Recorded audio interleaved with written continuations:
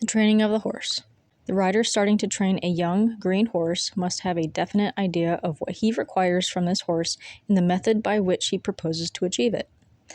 The greater his knowledge and experience, the more quickly he will obtain success.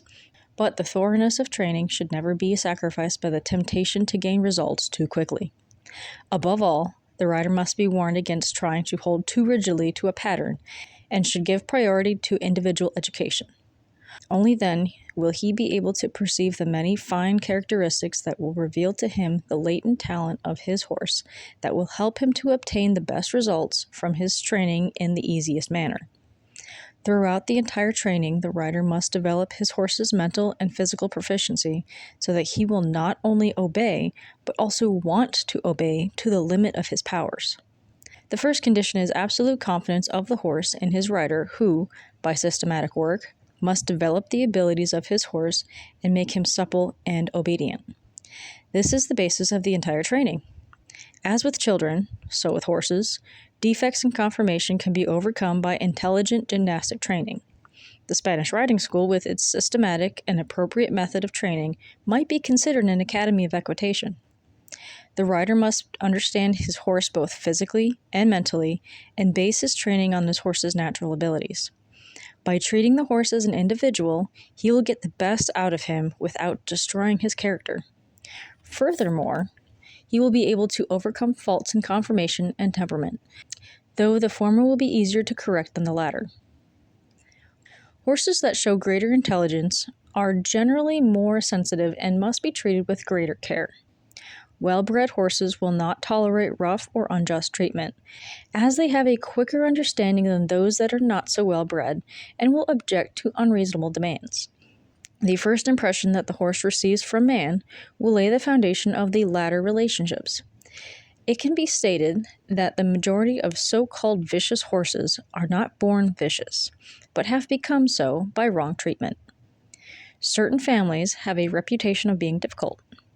They may be high in courage and more difficult to handle than others, but it is not possible that because of their reputation, the trainer approaches them with apprehension and by his subconscious attitude irritates them and converts their high courage into viciousness.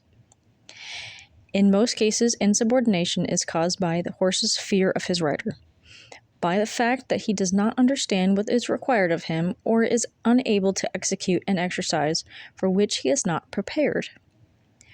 With his first contact, the rider must try to obtain the complete confidence of his horse, to make him understand what is required of him.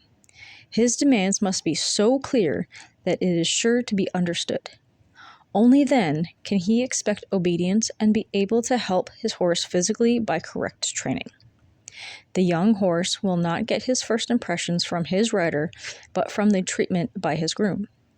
The importance of correct care in the stable cannot be emphasized too strongly with both the young horse and the fully trained one.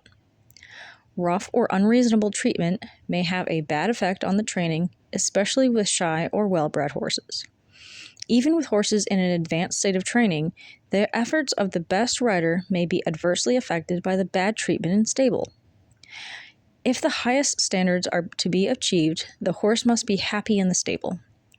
Constant observation of the horse both in the stable and in the arena will help the rider to decide, when difficulties occur, whether the demands of the horse have been made too soon or whether the cause is disobedience. As horses are, for the most part, good-natured, insubordination may be more often caused by overwork or pain than by disobedience. The amount of work to be given may be governed by the rule that the horse should return to his stable as fresh as when he left it. If he stands tired and dejected in the stable for hours after work, it will be a warning to his rider that should not overlook. Before commencing work with a young horse, the rider must remind himself that, besides being faithful to his habits, the horse has an extremely good memory. He will, therefore, try to anticipate the rider's aids if, from laziness or thoughtlessness, the exercises are performed on the same spot and in the same order.